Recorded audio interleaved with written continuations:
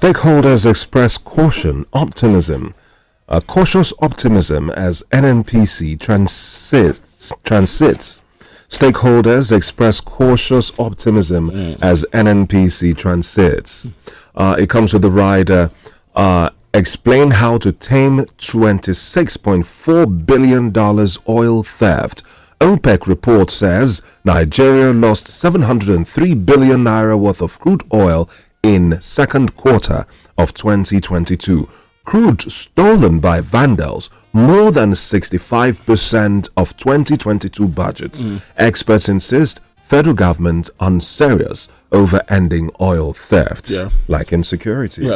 Big problem around our oil and gas sector. And every time you hear experts talk about this, you're convinced that this is a sector that has failed completely. Failed in almost every aspect. So the government privatized, don't turn it into public business. The government is taking its hands off the NNPC. The NNPC today officially, according to the PIA that President Buhari had to sign and of course amended and signed again. Today, July 19th is the day it takes off fully. As a public limited company, the NNPC, and it's now been regulated under, like every other company, under CAMA, the Company and Allied Matters Act, not like before when the NNPC is a government concern that does the way it likes. Now it has a proper board structure to run like a business, but the questions arise and as the NNPC, because in the last 1 week, I see that the NNPC have been doing advert. Today, 9 a.m. is the time President Buhari will perform the ceremony today. NNPC now transits away from a full government concern into a public concern. And the questions are, will we change anything? Because I was going to ask you that. Will really change anything? Because the problems persist. And one of the bigger problems in the oil and gas sector today in Nigeria is massive crude theft, not crude. 65%. If it's not even more. The other day I had a guest here, somebody, former environment commissioner in Bayelsa State, who is another former president of the Joy Youth Council.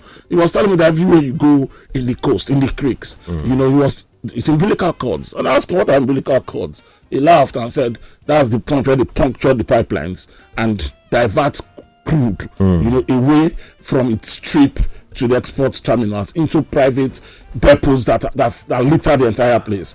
The other day, the NNPC by itself, in its own figures, said that in the first quarter alone, $1 billion worth of crude had been stolen. 9 million barrels per day. 9 million barrels of crude were stolen for only 1 quarter.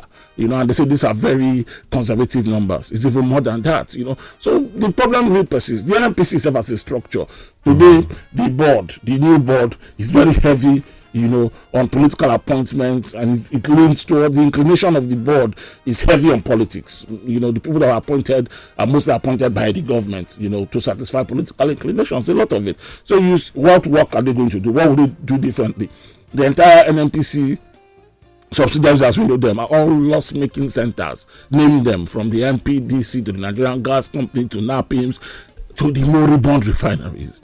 A lot of thousands of redundant workers who fail to fit into a proper,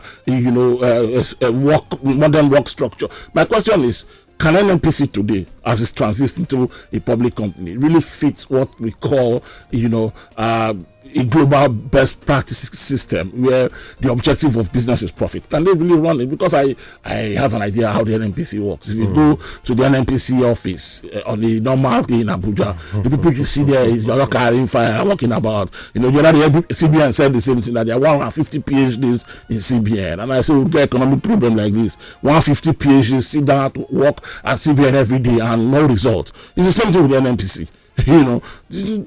There's a problem with the structure. Will they move away from that structure? Can they change the fortunes of the company away from the government, heavy on bureaucracy, into a properly run business concern where staff is very limited, few people to, where real modern intelligence works? I doubt. And that's what the experts are saying. But the real critical problem on the sector is not even all of this structure around the NNPC. That might change with time.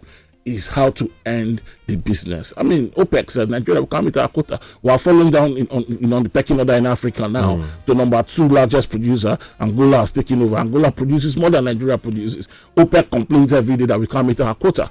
And then if you go to the Niger Delta, the massive crude thefts. These are the problems they need to solve. And if they don't solve those problems, they are transisting for nothing. Did you enjoy this video? Hit the subscribe button for more. Leave a comment and like. Thank you.